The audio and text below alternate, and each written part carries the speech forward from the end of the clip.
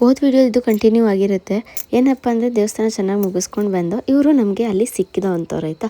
ಎಷ್ಟು pure hearted ಅಂದರೆ ಅಷ್ಟು ಪ್ಯೂರ್ ಹಾರ್ಟೆಡು.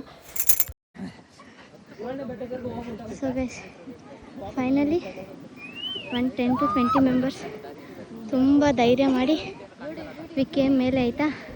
ಮಾತಾಡೋಕ್ಕಾಗ್ತದೆ, ಹೆವಿ ಸುಸ್ತಾಗ್ತೈತೆ. ಟೈಮ್ ಎಷ್ಟು ಗೊತ್ತಾ? 11:47 ಟೈಮ್. ಈ ಟೈಮಲ್ಲಿ ನಾವು ಹತ್ತುತ್ತಾ ಇದ್ದೀವಿ.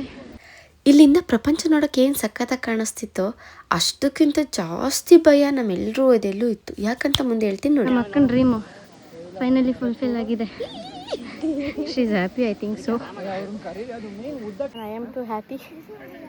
ಶಿಲ್ಲು,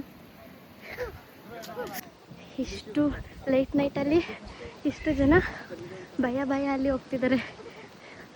ಎಷ್ಟೇ ಜನ ಅಲ್ಲ, ಇವನ್ ಹಿಂದೆ ಜಾಸ್ತಿ ಜನ ಬರ್ತಿದ್ದಾರೆ. ಹುಲಿನ ಫೇಸ್ ಮಾಡಕ್ಕೆ ಹೋಗ್ತಿದ್ದೀವಿ ಅಂತ ಹೇಳ್ದೋ ಗೊತ್ತಾ? ಆದರೆ ಇಲ್ಲಿ ಯಾವುದೇ ಥರ ಹುಲಿ ಇಲ್ಲ ಕಣ್ರಿ. ಪೊಲೀಸವರು ಮತ್ತು ಪೂಜಾರಿಗಳು ಜನ ಕಂಟ್ರೋಲ್ ಮಾಡೋಕ್ಕೆ ಈ ರೀತಿ ಸುಳ್ಳು ಹೇಳಿರು. ಆದರೆ ಅದೇ ಭಯದಲ್ಲಿ ನಾವು ಬೆಟ್ಟ ಹತ್ತಿದ್ದು. ದೇವ್ರನ್ನ ನೋಡಕ್ಕೆ ಬಂದಿದ್ದ ಭಕ್ತಾದಿಗಳಿಗೆ ಸುಳ್ಳು ಹೇಳಿರೋ ಅವ್ರಿಗೆ ಒಳ್ಳೇದು ಮಾಡೋದು ತಿಳಿಯೋಗೋದಿಲ್ಲ. ಆದರೆ ನಮ್ಮೆಲ್ಲರಿಗೂ ಒಳ್ಳೇದು ಮಾಡಿ. ಚಿಕ್ಕ ಮಕ್ಕಳಿಗೆ ಪ್ರತ್ಯಕ್ಷವಾಗಿ ದರ್ಶನ ಕೊಟ್ಟಂತ ಸ್ಥಳ ಇದು. ಅದಕ್ಕೋಸ್ಕರ 12 ಜ್ಯೋತಿರ್ಲಿಂಗ ಪ್ರತಿಷ್ಠಾಪನೆ ಮಾಡಿದ್ದಾರೆ. ಈ ಜ್ಯೋತಿರ್ಲಿಂಗಗಳನ್ನ ನೋಡ್ಬೇಕಾದ್ರೆ ನಮ್ಮ ಭಾರತ ದೇಶದಲ್ಲಿ 12 ಕಡೆ ಹೋಗಬೇಕು. ಒಂದೇ ಕಡೆ ದರ್ಶನ ಆಗುತ್ತೆ. ಭಕ್ತಿಗೆ ನಮಸ್ಕಾರ ಮಾಡ್ಕೊಳ್ಳಿ, ಎಲ್ಲರಿಗೂ ಒಳ್ಳೇದಾಗಿ. ಅಭಿಷೇಕ ಮಾಡೋರಿದ್ರೆ ಮಾಡೋದು, ಅಭಿಷೇಕ ಮಾಡೋರಿದ್ರೆ ಮಾಡಿ.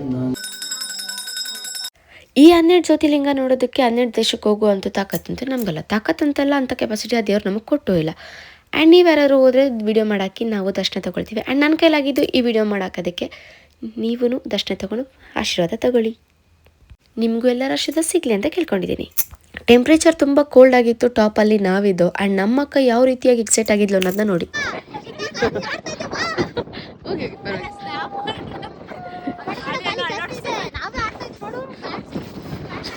ಆ ಚಳಿಲಿ ನಮಗೆ ಒಂದೇ ಹೆಜ್ಜೆ ಮುಂದಕ್ಕೆ ಆಗ್ತಾಯಿದ್ರೆ ಗಾಳಿ ವಾಪಸ್ ಹೊಡೆದು ಹಿಂದೆ ತಳ್ತಿತ್ತು. ಎಲ್ಲದನ್ನು ಫೇಸ್ ಮಾಡಿ ಫೈನಲಿ ನಾವು ಟಾಪ್ ಪೀಕ್ಗೆ ಹತ್ತಿದ್ದು. ಬಟ್ ನಿಜವಾಗ್ಲೂ ಎಷ್ಟು ಚೆನ್ನಾಗಿತ್ತು ಅಂದರೆ ತುಂಬ ಚೆನ್ನಾಗಿತ್ತು. ಆ ನಂದಿ ಹತ್ರ ಹೋಗಿ ಆ್ಯಂಡ್ ಇಲ್ಲಿ ಗಂಟೆ ಬರ್ಸಿ ಒಳಗೆ ಹೋಗೋ ಶಬ್ದ ಪೀಸ್ಫುಲ್. ನಮ್ಮ ಶಿವಪ್ಪ ಬ್ರಹ್ಮಂಗೆ ಮತ್ತು ವಿಷ್ಣುವಿಗೆ ತನ್ನ ಮಹಿಮೆ ತೋರ್ಸೋಕ್ಕೆ ಅನಂತ ಜ್ಯೋತಿರ್ಲಿಂಗ ರೂಪದಲ್ಲಿ ಪ್ರಕಟಣವಾಗಿದ್ದ ದಿನನಿದು. ಅದೇ ಮಹಾಶಿವರಾತ್ರಿ ಅಂತ ಹೇಳ್ತಾರೆ. ಇಷ್ಟು ಗಾಳಿ ಚಳಿ ಇದ್ರೂ ನಾವು ಟಾಪ್ವರೆಗೂ ಹತ್ತಿ ದೇವ್ರ ದರ್ಶನ ಪಡೆದಿರೋ ನಾವೇ ಪುಣ್ಯವಂತರು, ಭಾಗ್ಯವಂತರು. ಇದನ್ನು ನೋಡ್ತಿರೋ ನೀವು ಅಷ್ಟೇ ಭಾಗ್ಯವಂತರು, ಪುಣ್ಯವಂತರೇ. ಯಾರೆಲ್ಲ ಮತ್ತೊಬ್ಬರು ಲೈಫಲ್ಲಿ ಬೇಜಾನ್ ಲಿಮಿಟ್ ಕ್ರಾಸ್ ಮಾಡಿ ಮಾತಾಡಿದ್ದೀರಾ, ದಯವಿಟ್ಟು ದೇವ್ರ ಹತ್ರ ಕೇಳ್ಕೊಳ್ಳಿ. ಅದೇನು ಮಾಡೋಣ, ದೇವ್ರು ಕ್ಷಮಿಸಲ್ಲ, ಕರ್ಮ ವಾಪಸ್ ಬಂದೇ ಬರುತ್ತೆ. ಹೇಳ್ಬೇಕು ಅನಿಸ್ತು ಹೇಳ್ದೆ. ಫೈನಲಿ ನಾವು ಶಿವಗಂಗೆ ಬೆಟ್ಟ ಹತ್ತು ಇಳಿದಿದ್ದೀವಿ. It's already 3:30 time. ಸೊ ಇಲ್ಲಿಗೆ ನನ್ನ ಬ್ಲಾಗ್ ಎಂದಾಗಿದೆ. ಇದಾಗಿತ್ತು ನನ್ನ ಶಿವರಾತ್ರಿ. ಬಾಯ್.